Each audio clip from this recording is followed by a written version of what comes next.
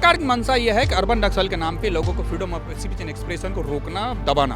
कारण क्या है कि सरकार, चाहे कोई भी सरकार हो, चाहे केंद्र में यहाँ की सरकार हो, चाहे वहाँ की सरकार हो, जनता में कई मुद्दों को लेकर के असंतोष है। जैसे कि बहुत सारे, अब देखिए 22 लाख असहमति है ही है ना। 22 लाख बच्चों का आपने करियर खराब कर दिया, आपके पास सिस्टम नहीं है, तो फिर आप दावा किस बात पे करते हैं। सबसे बड़ी बात, जमानत मिलने के साथ साथ आप फॉर एग्जांपल सबसे पहला काम ये होगा कि डीएम और commissioner of police, district magistrate जो एग्जीक्यूटिव मजिस्ट्रेट होते हैं, उनके पास व्यापक पावर आ जाएगा, और जो कमिश्नर ऑफ पुलिस हैं उनके पास व्यापक पावर, वो आपको नोटिस देंगे कि हाँ जी हटो। अब आप अपने घर से भी गए, आपके पास जितने मोबाइल प्रॉपर्टी चले गए, तो आपकी पैरवी कौन करेगा? क्या महाराष्ट्र में आंदोलन करना, सरकार का विरोध करना बहुत खतरनाक हो सकता है?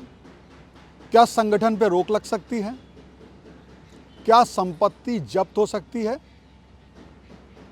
ये हम नहीं कह रहे हैं, ये महाराष्ट्र सरकार ने एक कानून बनाया है जिसका नाम है Maharashtra special public security act 2025, और ये बात कह रही हैं कांग्रेस और वामपंथ, क्योंकि इसमें महाराष्ट्र सरकार का ये तर्क है कि राज्य में कुछ संगठन जो हैं वो प्रत्यक्ष हिंसा न करते हुए नक्सली और उग्रवादी विचारधारा को बढ़ावा देते हैं। अब इसके लिए वामपंथी विचारधारा की भी बात हुई है। अब आप समझिए, चूँकि वामपंथी दल भी हैं, तो ये सारे लोग गए हैं और हाई कोर्ट में, लेकिन अब हाई कोर्ट में तर्क क्या है, ये कानून वास्तव में जितना कांग्रेस और वामपंथी दल बता रहे हैं उतना खतरनाक है नहीं है, इसको समझना पड़ेगा किसी वकील से। और हमारे साथ सुप्रीम कोर्ट के वकील हैं, मामला महाराष्ट्र हाई कोर्ट में है, लेकिन हमने कहा चूँकि सुप्रीम कोर्ट के आता मामला फिर बाद में सुप्रीम कोर्ट ही है, तो यहीं से क्यों ना समझ लिया जाए। स्वागत है आपका झा साहब। झा साहब, ये बताइए कि ये जो कानून है, जैसे मैंने बोला, मैं वकील नहीं हूं तो मुझे इतना समझ में नहीं आया, लेकिन कांग्रेसियों का और वामपंथी दलों का यही आरोप है हाई कोर्ट में। बिल्कुल आरोप सही है, और ये आरोप जो उन्होंने लगाया है, इस जो महाराष्ट्र में जो कांग्रेस यूनिट के हैं, INC Indian national Congress Maharashtra unit versus state of Maharashtra के नाम से ये केस है। इस केस में उन्होंने ये साफ साफ कहा है कि ये जो एक्ट है, Maharashtra special public security act 2025, वो बहुत ही आर्बिट्रेरी और फ्री स्पीच पे चिलिंग इफेक्ट डालता है। इसमें इसलिए इसके पीछे का कारण यह है कि सीधा सीधा ये freedom of speech and expression का वायलेशन है।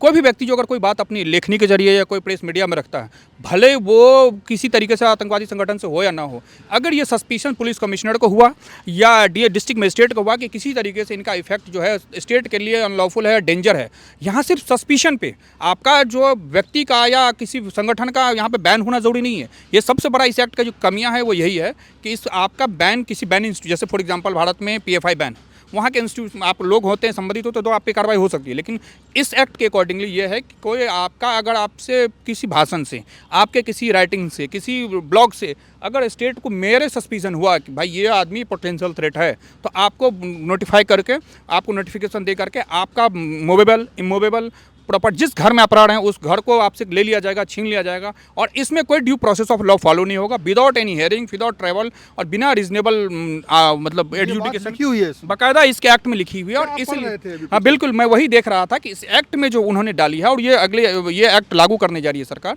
ये कहीं ना कहीं अर्बन नक्सल को कॉम्बैट करने की कोशिश थी कि भाई उनको रोकथाम के लिए। ये बात ठीक है, लेकिन मैं आप समझिए, महाराष्ट्र में चाहे इससे पहले मकोका हो, चाहे पोटा हो, टाटा हो, जितने भी एक्ट्स हैं उसका मिसयूज ज़्यादा हुआ। इस एक्ट में अगर आप देखेंगे पॉलिटिकल मिसयूज होता है, हर बार ही होता है। उस पर बहुत स्कूप जैसी बहुत अच्छी एक वेब सीरीज आई है, कभी देखिएगा आप। मैं मानता हूँ कि ये जो MSA पे जो एक्ट आई है, अगर ये लॉ लागू हो गया तो इसमें पुलिस अथॉरिटी के पास और डिस्ट्रिक्ट मजिस्ट्रेट के पास ये एब्सोल्यूट पावर हो जाएगा किसी व्यक्ति को, और सिर्फ रीजनेबल, फॉर एग्जांपल मैं मान लीजिए एक आदमी हूँ, वकील हूँ, मेरा साथी कोई वकील है, वो अगर उससे कम्युनिस्ट विचारधारा से उसकी बात रखता है, उससे मैं बातचीत भी कर रहा हूँ, तो उसको ये लग जाएगा कि ये उस है, पता चला मुझे भी नोटिस करके मुझे भी एविक्ट करा देंगे मेरी प्रॉपर्टी से। अब ये जो आर्टिकल है, राइट टू प्रॉपर्टी, भारत में भले फंडामेंटल राइट ना हो, लेकिन article 300 clause A, capital A में आपका लीगल राइट है। अगर आप अपनी प्रॉपर्टी से भी डिस्पोजेस कर दिए जाएंगे तो आप जाएंगे कहाँ? बड़ा सवाल ये है। मेरा ये मानना है कि कोई भी एक्ट अगर किसी सस्पिशन पे, पहली बात तो जो भारत में लॉ है, अगर आप देखें क्रिमिनल जस्टिस सिस्टम, वो है कि आपको प्रोसिक्यूशन को प्रूव करना है, बियॉन्ड द रीजनेबल डाउट आपको प्रूव करना है, तब तक के लिए आपको प्रिजम्पशन ऑफ इनोसेंस का फायदा दिया जाएगा। प्रिजम्पशन ऑफ इनोसेंस मतलब कि जब तक कि प्रोसिक्यूशन बिना किसी दबाव के या हर चीज़ को पार करते हुए पूरा केस को उसको समझाना पड़ेगा कि ये केस इसी व्यक्ति ने किया है, तब तक वो व्यक्ति जो है वो इनोसेंट ही माना जाएगा। इसमें एक जजमेंट है ऑनरेबल सुप्रीम कोर्ट का, दाताराम सिंह वर्सेस UP 2018 में, जस्टिस मदन बी लोकुर साहब का जजमेंट है, पैरा नंबर 2 में लिखा है कि presumption presumption of innocence is a postulates of criminal justice system. मतलब ये भारत के जो आपराधिक सिद्धांत है उसका बहुत बेसिक है। उस जजमेंट का अगर आप इस एक्ट के साथ देखेंगे तो ये एक्ट जो आने वाला एक्ट है वो एकदम कंट्रेरी है। यानी आपके सस्पिशन पे, यानी आप पे संदेह मात्र है कि गौर साहब कुछ गलत हो सकते हैं, तो पता चला आपकी सारी मोबाइल इमोबाइल प्रॉपर्टी घर तक से आपको डिस्पोजेस कर दिया जाएगा। मैं एज ए वकील होने के नाते या कॉन्स्टिट्यूशन का छात्र होने के नाते मैं एक सजेशन दूंगा इसमें महाराष्ट्र गवर्नमेंट को कि आप इसको इस तरीके से लागू करिए कि अगर कोई फॉल्स हुआ तो उसको ड्यू प्रोसेस टाइम दीजिए, उसको उसकी राइट टू हियरिंग जो नेचुरल जस्टिस का सिद्धांत है। इसमें राइट टू हियरिंग क्यों नहीं है? कैसे करके? क्योंकि exactly. सीधे डीएम और एसपी के बिल्कुल विवेक पर है। और यही मुझे लगता है कि जो अगर सही से वकील साहब इसमें जो पेटिशनर के वकील साहब पैरवी करेंगे तो ये एक्ट को नल एंड वॉइड कर दिया जाएगा और इस एक्ट को बैन कर दिया जाएगा। या एक्ट को ये कहा जाएगा कि सर्टेन पार्ट, डॉक्ट्रिन ऑफ सब्रेबिलिटी एक होता है कि जिस एक्ट का कुछ पार्ट अगर गड़बड़ रहता है तो उस पार्ट पे रोक लगाकर बाकी पार्ट लागू कर सकते हैं। अगर ये एक्ट इस पे नेचुरल जस्टिस नैसर्गिक नियम है उसका पहला ही सिद्धांत है ऑडी अल्टरम पार्टी, यानी हियर द अदर साइड। मतलब आपको दूसरे पक्ष को भी सुनना पड़ेगा, आप एक पक्ष को सुन के पक्षपातपूर्ण निर्णय नहीं ले सकते हैं। तो मेरा मानना है कि ये एक्ट अभी ऑनरेबल सुप्रीम कोर्ट में लिस्टेड होने वाली है। ऑनरेबल चीफ जस्टिस जो बॉम्बे हाई कोर्ट के हैं वो इस बात को सुनेंगे और जो सुनने के बाद जो उनको लगेगा, मैं मानता हूँ कि जो अभी तक का मैं देख पाया हूँ एक्ट को, इस पे कहीं ना कहीं रोक लगेगी और फिर ऑनरेबल सुप्रीम कोर्ट में तो बाद में आना ही आना है। राष्ट्र दो सवाल है। पहली बात तो इसमें अनलॉफुल एक्टिविटी की बात की गई है, तो अनलॉफुल एक्टिविटी की परिभाषा बहुत व्यापक भी हो सकती है, उसको कोई स्पष्ट नहीं किया गया।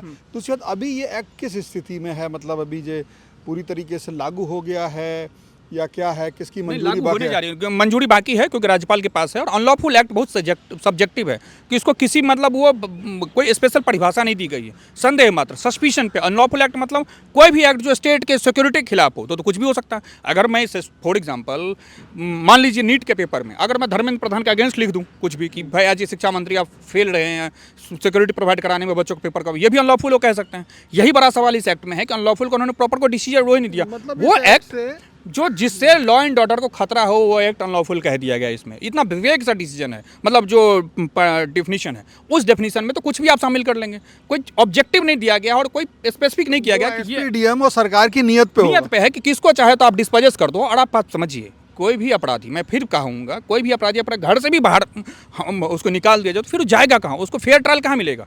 आप नेचुरल जस्टिस के ठीक अगेंस्ट कानून बना रहे हैं। मैं मानता हूँ कि ये कानून जो है 2 मिनट कोर्ट में नहीं टिकेगा और कोई भी लर्नेड जज इसको पढ़ेंगे इस कानून को, छूटता ही पहले कोर्ट में आने पे क्या होगा? आने पर सीधा नल एंड वॉइड होगा, या तो सरकार उसको रिवर्ट बैक कर ले। सरकार की मंशा क्या लगती है? सरकार की मंशा ये है कि अर्बन नक्सल के नाम पे लोगों को freedom of speech and expression को रोकना, दबाना।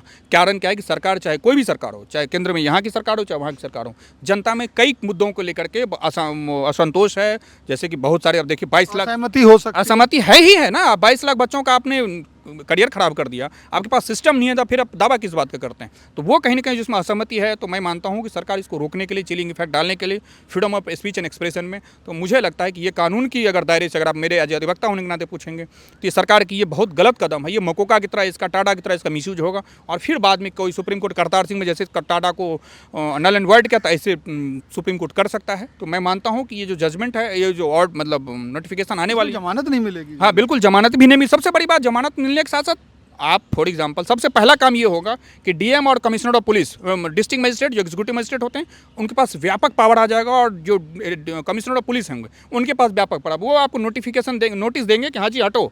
अब आप अपने घर से भी गए, आपके पास जितने मोबाइल प्रॉपर्टी चले गए, तो आपकी पैरवी कौन करेगा? आपके पास कोई संसाधन, हम भी वकील हैं, हम भी तो क्लाइंट का फीस लेके ही काम करते हैं, तो कोई भी वकील आपको नहीं मिलेगा, फेयर ट्रायल नहीं मिलेगा। तो मैं मानता हूँ ये तो कानून का आर्टिकल 14 का सीधा सीधा वायलेशन है कि आप रिजनेबलनेस आर्बिट्रेरीनेस करते हैं। तो law should be fair, just and reasonable. बिल्कुल, मेनका गांधी की जजमेंट है इस पे। अच्छा, क्या है मेनका गांधी जजमेंट 1978 का जजमेंट है कि कोई भी कानून जो है law just fair and reasonable होना चाहिए, कोई भी चीज़ आर्बिट्रेरी नहीं हो सकता। तो ऑनरेबल सुप्रीम कोर्ट 7 जज बेंच है और मैं मानता हूँ उसी जजमेंट का सहारा लेकर के सुप्रीम कोर्ट या महाराष्ट्र हाई कोर्ट इसको नल एंड वॉइड करेगा सर। तो ये कानून है, पूरी बहस आप देख ही चुके हैं। इस बहस से आपको क्या लगा? कि आपको डर लगा कि सरकार के पास असीमित पावर आ जाएगी, वो आपका विरोध पर भी आपको उठा करके आपकी संपत्ति हड़प सकती है, हटा सकती, संपत्ति बेदखल कर सकती है, जेल में डाल सकती है और आपके पास पैरवी करने की ताकत भी नहीं रह सकती है। तो किस तरह से लोग किसी गलत कानून का या असहमति दिखाएंगे? ये बेहद कानून खतरनाक लगता है, वकील साहब ने जैसा बताया। आप क्या सोचते हैं? आप कमेंट्स बॉक्स में बताइए। फिलहाल इस वीडियो में इतना ही। वीडियो जर्नलिस्ट अनिल कपूर के साथ Shivendra Gaur, One India, Delhi. Subscribe to One India and never miss an update. Download the One India app now.